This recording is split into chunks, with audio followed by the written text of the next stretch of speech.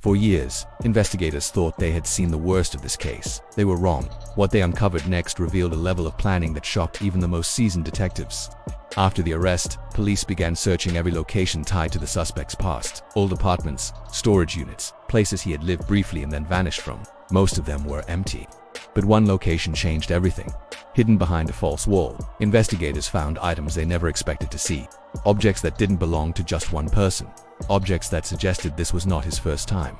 That single discovery blew the entire investigation wide open. Police started reviewing missing person reports going back more than 15 years. Names that had been forgotten. Cases that were never linked together. Slowly, a terrifying pattern began to form. The suspect had a routine. He targeted people who lived quietly, people with unstable housing, people who were quick to trust, and he never used the same method twice. That was intentional. Detectives later explained this is how he avoided attention for so long. No clear pattern meant no connection. As the scope of the case grew, so did the fear in the community. Neighbors realized just how close they had come to danger. Some admitted they had been inside his home. Others remembered strange moments they had brushed off at the time. Locks that were added overnight. Windows that were permanently covered. Rooms no one was ever allowed to enter. At the time, none of it seemed important. Now, looking back, it was horrifying. During questioning, the suspect remained unnervingly calm. No emotion, no panic, not a hint of remorse.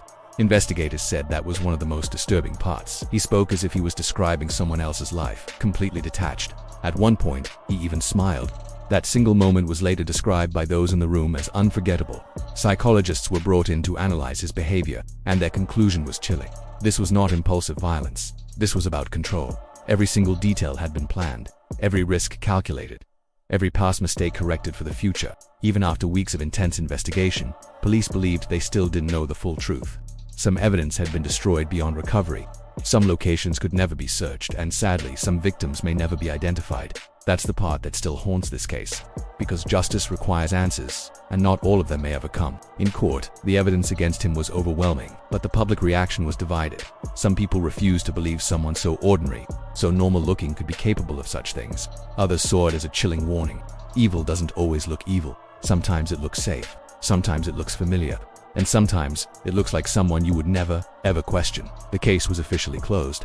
But for the families still searching for answers, the story never ended. It became a constant reminder, a reminder to listen to your instincts, a reminder to pay attention when something just feels off, a reminder that silence can hide so much more than noise ever could. This case left the world with one final haunting question. How many other stories like this remain undiscovered? And how many dark secrets are still hiding behind closed doors? If you want to know the final chapter of this case, including what investigators now believe really happened, make sure you are subscribed because the ending is even darker than anyone expected. Thanks for watching.